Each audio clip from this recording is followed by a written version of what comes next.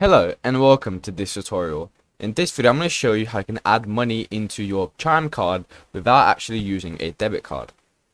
Now Chime has got a brilliant offer that you can use, especially from the US, and you've got a lot of retailers around you that actually offer for you to deposit cash into their retail store.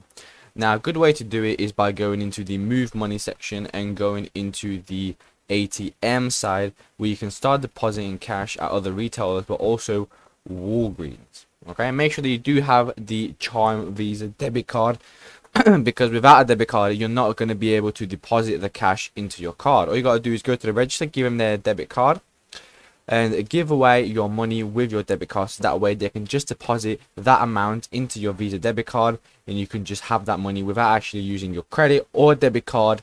So your Chime card is a different card and is used for something else, etc, etc.